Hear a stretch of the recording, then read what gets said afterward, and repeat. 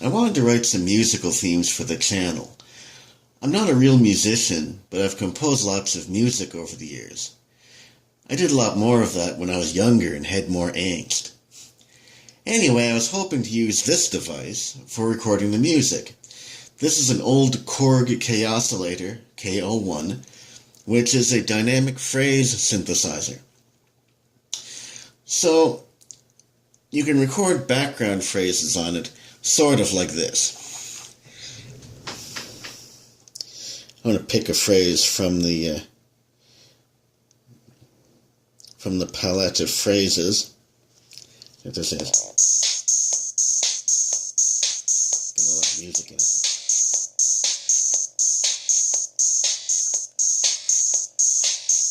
Hold down this loop button, and it's recording. And then you just let it go, and it keeps going on its own. So that's a simple loop. You can play more instruments into the loop. Anyway, and then you can play a melody over the top. The difficulty with playing melodies on a Kaossilator is it's difficult to pick out the individual notes. With a name based on the word chaos, I suppose this shouldn't be that surprising. But that's just not the way that I compose. I always have a melody, and I don't want to have to bring in another keyboard or something in order to have a melody. So some people overcome this by making grids for their Kaossilators. I tried to get one, but I found they also lacked the necessary granularity. I mean, one of them was only 9 by 5, and this instrument is capable of a lot more notes than that. So I decided to make my own grid. The first thing I observed is, horizontally it has 2 scales. Think of Do, Re, Mi, Fa, Sol, La, Ti, Do. I'm not going to do the notes with my voice because my voice sucks. I'm going to use the flat lead for that. So I'm going to choose the voice, 0, 0. Listen to this. Do, Re, Mi, Fa, Sol, La, Ti, Do, Re, Mi, Fa, Sol, La, Ti, Do. So there's 2 scales. There are 15 notes across the unit horizontally. And if you pick a single note and you start to move up vertically,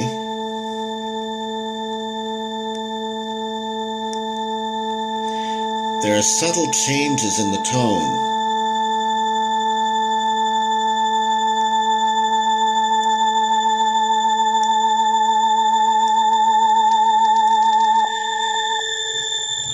I figured out that there are 15 notes across and there are 15 individual tones across it. So it's ultimately a 15 by 15 grid, but not all of the squares in the grid are of an equal size. I measured with a ruler where the changes happen. I'm not going to put you through that boring exercise, but I will bore you a little bit by giving you the numbers so that anyone who wants to make a grid knows where to draw the lines. Horizontally, they're at 9 millimeters, 13, 16.5, 19.5, 23.5, 26.5, 29.5, 33.5, 36.5, 39.5, 43.5, 47.5, 49.5, 53.5, and 62.5. vertically. They're at 6.5 millimeters, 9.5, 11.5, 14.5, 17.5, 19.5, 23.5, 27.5, 29.5, 32.5, 34.5, 37.5, and 43.5. The total size of the grid is 64 millimeters horizontally by 49 millimeters vertically. I know how bad screens look on a screen, so I'm not going to make you look at this for very long, but this is the grid that I made. And you can change the measurement in GIMP to millimeters just by picking that, a little control there. And we can view in, I think probably 400 is pretty good for visibility. Yeah. Let's see if we can get that a little bit bigger. And get the whole grid in there. So I drew these lines one at a time by setting my my drawing size. I had to set my size down from the default of 20 to 1.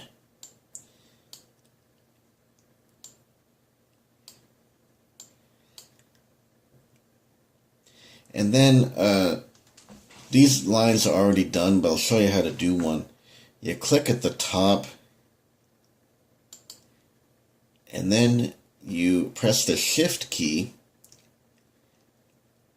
which gives you straight lines, and then you click at the bottom, like that. I'll remove that one because it's not part of my real grid. So this is what the grid looks like when it's printed. And I just put it on top of the Kaossilator touchpad and tape it down. Now some people go to the degree of printing it out on a transparency and taking their Kaossilator apart and putting the grid inside the Kaossilator.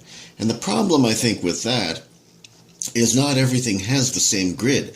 This grid works pretty good for leads, but some of their voices apparently don't come out to this same size, and even my grid is not perfect. I find that sometimes there's variance within a note, so I would just prefer to have something I can replace. And the other thing I can do, because I'm not a very good musician, as I mentioned, is I can mark the notes I need to play on a paper grid. Well, I can't do that on a grid that's built into the unit. So here's a grid that I've marked up a little bit for the song that I'm working on. It's a theme for the channel. I don't know if you'll ever hear it on the channel or not. Not decided. First off, I'm going to cancel anything that's in the loop.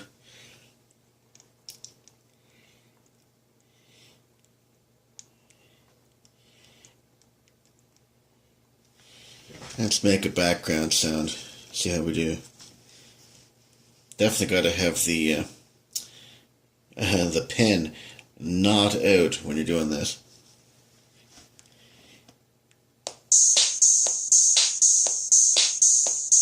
There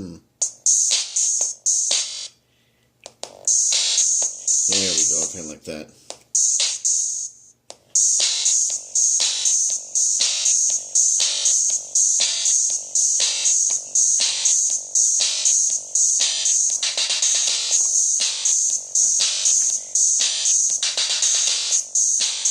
That's okay.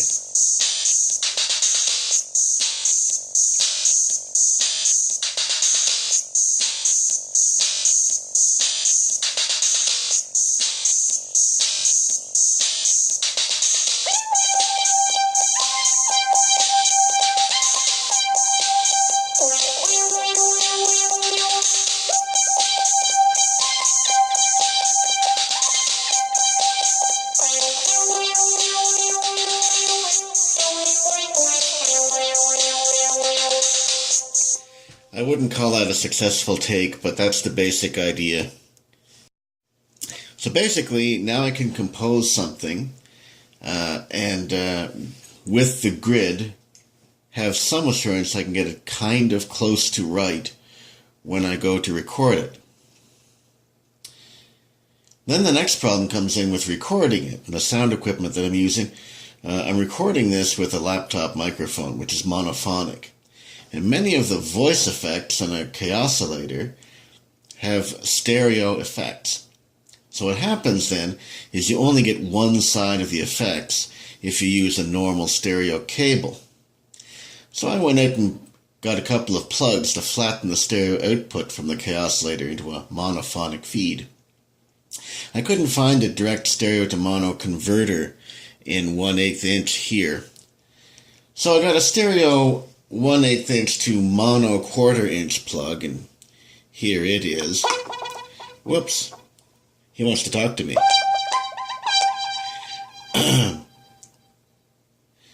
And I plugged that into a mono to mono adapter.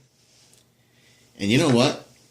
For reasons I can't conceive of, it still doesn't work. So for the time being, until I solve that problem, I'm going to have to limit myself to voices that have no stereo effects. I'll let you know if I progress. Thanks for watching.